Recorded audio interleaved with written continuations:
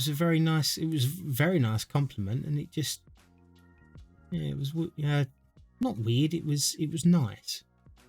I was trying to think of another word for nice. I didn't keep repeating myself, but vocabulary availed me not.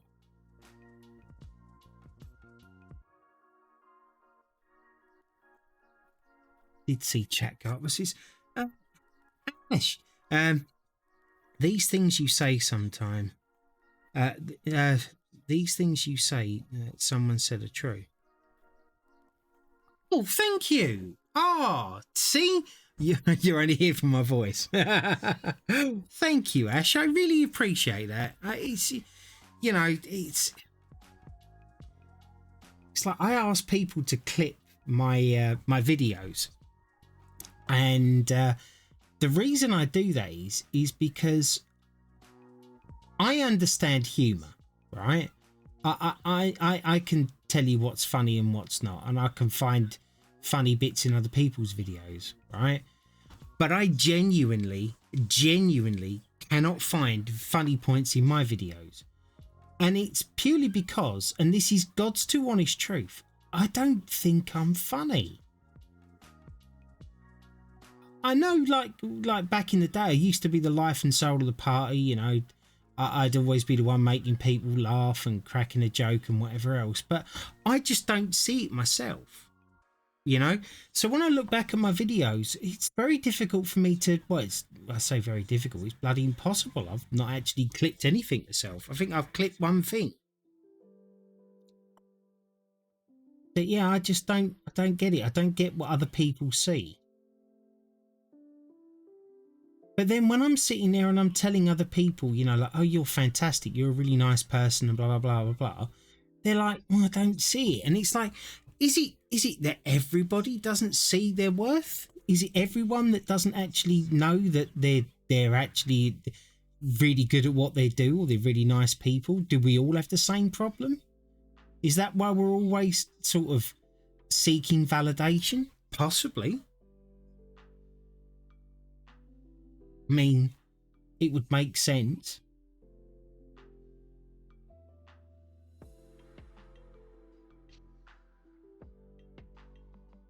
But that's very nice of you to say that, Ash. Honestly, genuinely.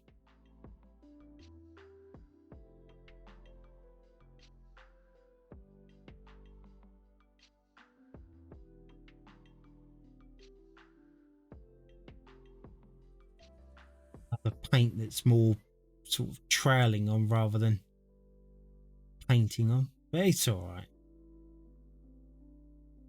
My granddaughter is so excited for me to get this finished, and my other granddaughters are really excited about their paintings being done. And I gotta be honest, like, you guys have pretty much all been with me throughout the journey of this, and when I finish this, most of you would have watched this being created. And I'm actually thinking about when I give my granddaughters and grandsons their present. Oh, no, that was 13. Oh, you Wally, I wasn't watching that. All right, never mind. I shall stop there and then carry on because I went over the wrong one. I might actually do a reaction thing of them getting it. Just a you know, short video, probably on YouTube, just to show how they were when they got it. It's true though, I'm able to do a bit of lightweight, non too focused programming while half listening to you, and so far there have been no sudden noises, agitations, drastically changed cadence. Yeah, in short, nothing which has distracted me from what I'm doing, which is nice. I mean, I do have some sound alerts in here, right, which is a bit of a pain. Well, it's not a pain, it's more of a laugh. Like, there's a scream that they all do to me, which the volume's up quite high on it, and I've got some other ones, but people generally tend to not use them until like they're appropriate. And fortunately, they kind of leave them alone when I'm doing this, because I should probably turn them off while I've got this on, just in case somebody does do it, because I can't moan at somebody for using something that's there. You know what I mean? But yeah, I don't. I try and I don't know. I suppose I try and keep everyone happy. I'm a people pleaser, I suppose. Makes me feel happy making other people happy. I suppose it's not completely selfless.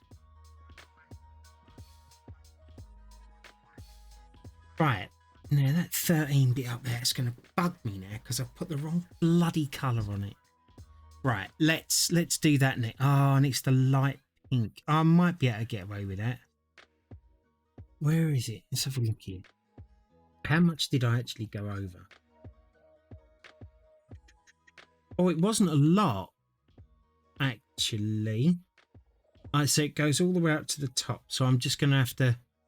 Yeah, I got it. Right. So what I would normally do here now is, because that paint is actually semi-wet still, I'll dab it without moving it too much. And it doesn't take anything off, but it dries it out a little quicker and takes the sticky part of the paint off. And then now we can just go over the top of it without worrying about it. And I might have to give it a couple of coats with this because it's a lighter colour. Or I might just dab thick. Yeah, I'll dab actually. I'm going to dab this one. And I shall just build up the paint. I might be able to get away with this just once. Just little tricks I've learned over the years of doing these. Because you're going to make mistakes like I have. You know, no one's perfect. Go there.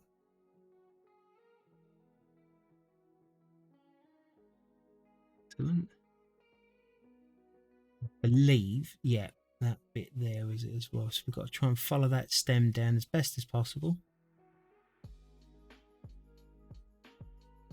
Perfect. Excellent. Right.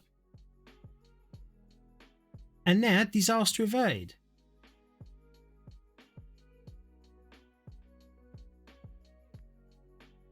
So I know a few people that are like, oh, I couldn't do that. What if I went over the wrong thing? And I thought that when I first started doing this, caused me major anxiety, believe it or not. But it's just as simple as that.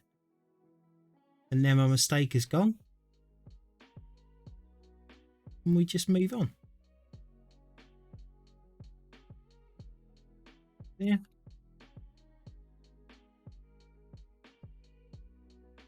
Yeah.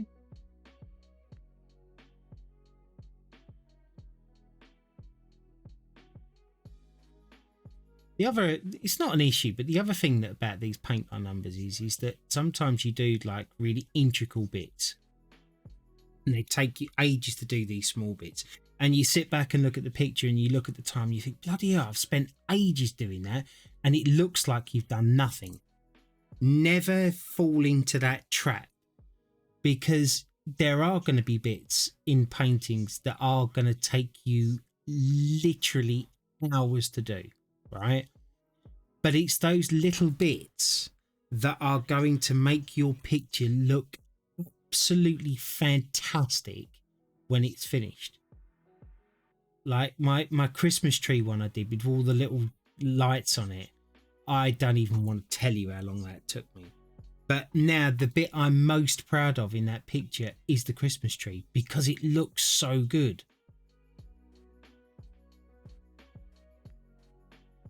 And the other thing that I love about doing these is that, like, me and my wife, we hang these on the wall. And it's nice to have your own art. Something that looks... I think they look pretty professional. I think they look really, really nice. And to sit back and think, I painted that, rather than just doing the quick and easy thing of going down to your local hardware store or, you know, superstore or whatever, seeing a picture and, oh, just slap that on the wall because that will look nice. You know, you created this, and honestly, I can't begin to describe to you the feeling that you feel when you look around and know that you've painted that. It's why I would love to be able to do to be able to make a picture from my head and put it down, because I can imagine that just feels amazing to know not only did you paint it, but you created that art. That is a one of the kind, because it come from you. Let me just have a quick drink. I think it's coming along really well. Thinking what I might do next here is, if I do a little bit here and then to here, it will give this more definition to what I've actually done. So I might start out, and also it kind of finishes this area. Yeah, that seems like the thing I'm going to do here.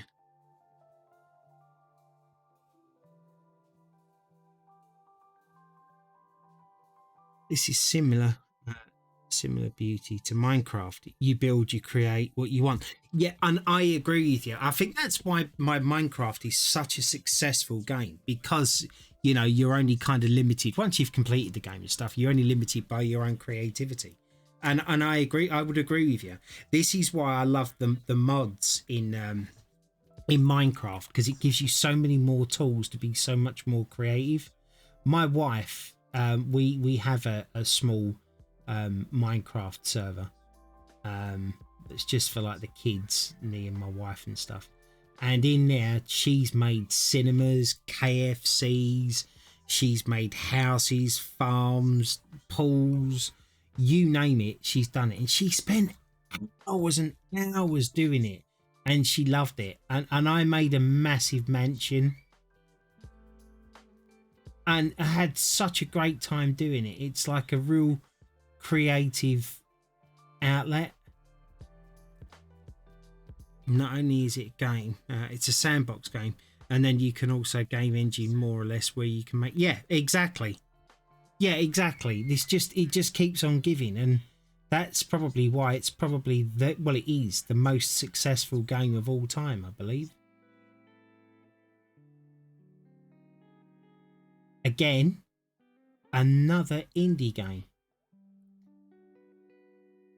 Why I keep saying indie games are the way of the future. They're not fat cats just trying to, I know what we'll do, we'll just make this level look a bit different, slap a few extra graphics on there, same game mechanics, just make this do that instead of doing that, and we'll slap 60 quid on it and everyone will lap it up.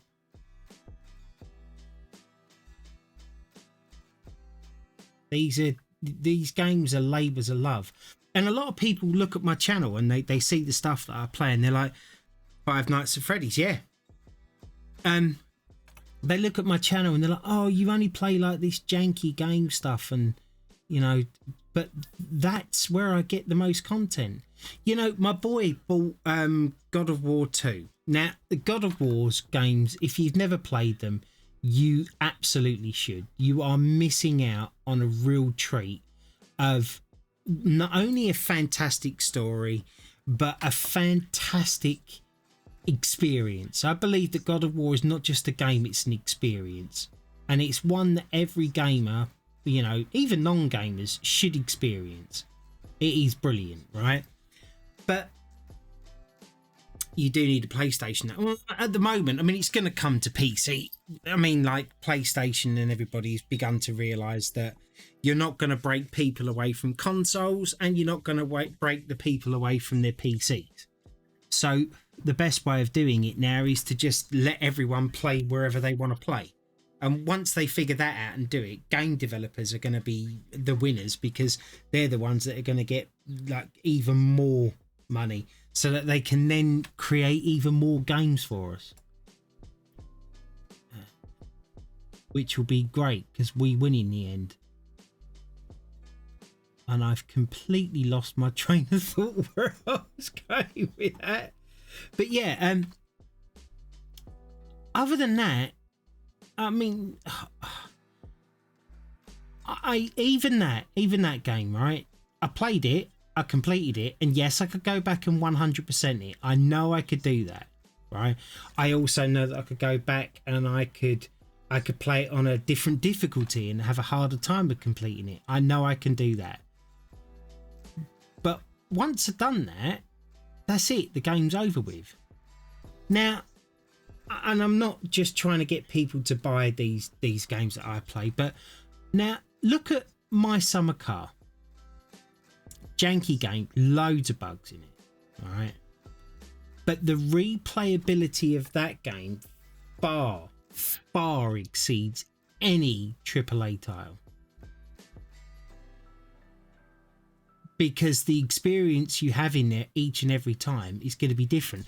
The Long Drive, again, another game that's going to have huge replayability. My Garage, another game with huge replayability. And it seems to be all of these indie games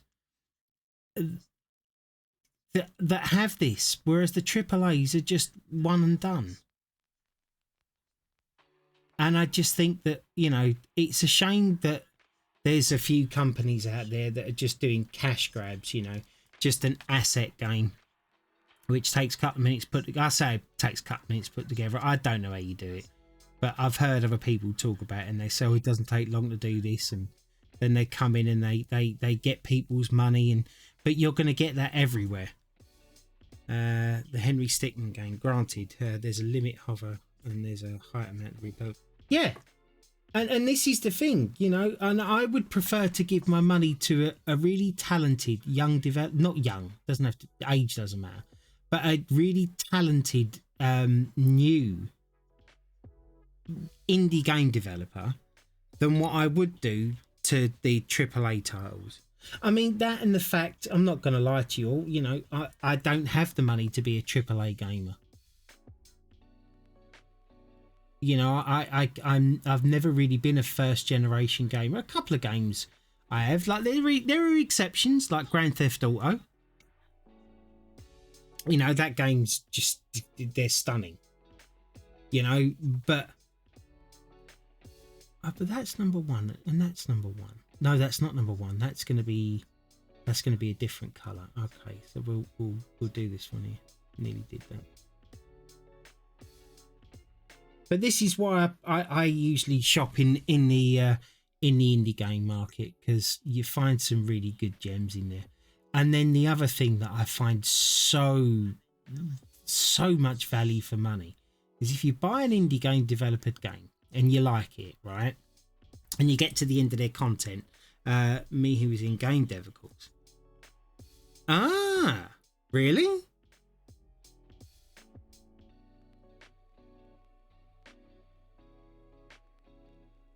I didn't know that.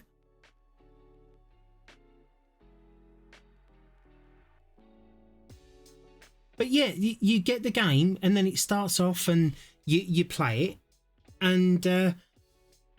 and you play it to the end of the content, or you play it until like you hit bugs or whatever else, and then you leave it for a couple of months. And if you've picked on a good one, right, which can be a bit of a lottery, I grant you, it can be, you come back to it like 6 months, a year later, and it's been all developed, and generally speaking, it doesn't cost you anything else.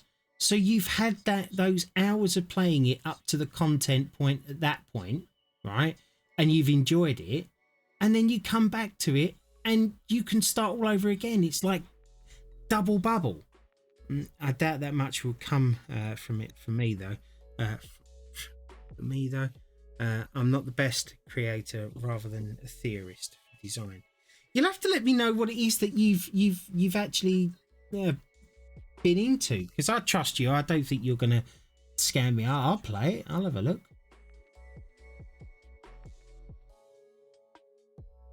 I know that there's a lot going around at the moment with little game developers, or it's not game developers, but they're posing as game developers. And download this game, and there's a link, and then boom, you just lost your YouTube account and your whole life's work, and they've deleted it because they think they're funny, and they don't realise what they've done to the people that have done it. It just happened to a friend of mine, and she was devastated, and it's horrible. But that's people for you, I'm afraid. I have faith in humankind, just not in individuals, I guess. or in individuals, not human. I don't even know what I'm saying right now. I'm kind of focused on doing this. I apologise if I say the wrong thing.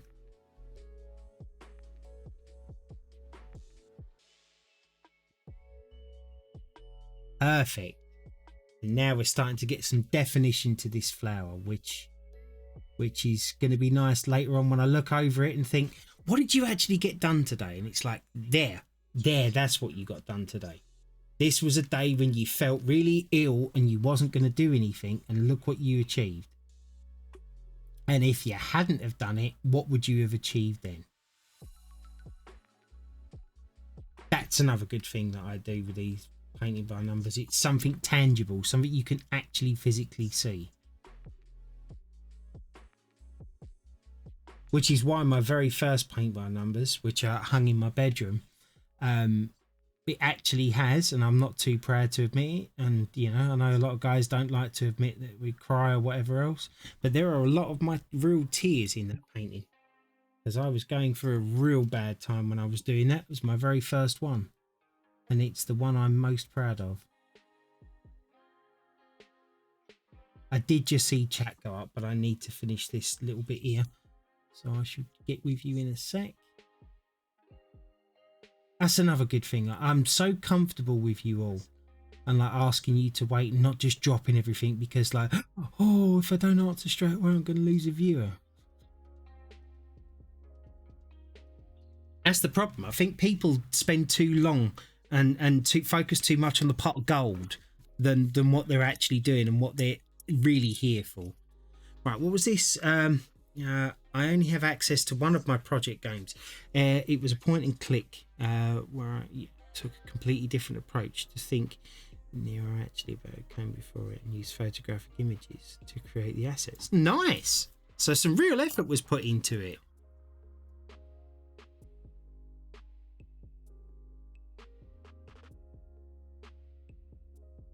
Look at that. Look, we're getting a little bit more done. I'm tempted to start down here, but I also get quite lost in doing this. And then before I know it, everything I had planned to do today kind of goes out the window. And I need to be mindful that I don't do that. But I am going to give this a little bit here because this was annoying me. Because whenever I leave the painting, I like to try and make sure, and this is just my little idiosyncrasies, I like to make sure that I've finished all of the parts in the section I was doing.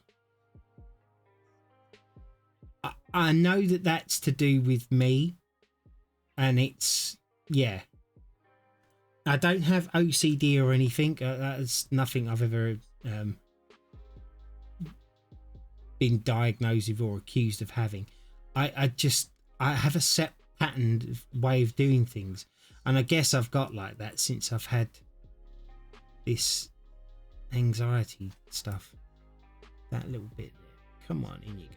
Perfect. Right, I did that. That's a 17. That's quite a big bit of 17. It goes up there, down there, all in there. That could be nice to do though. Shall I? Oh, go on then. Get this bit done. This paint's still really thick, even though I've put quite a lot of water in it. But everybody says about these paintings they crack after a while. There's a few things that you can do to stop that from happening. I've not experienced it, and I've done my one years ago. But hairspray on it usually works. Also helps the colour from not fading. That Mod Podge glue. That's another good thing to put over it if you want to keep it. Or just whack it behind a bit of Perspex or glass. Job done. Never hang it in direct sunlight either. Colours will eventually fade because of UV.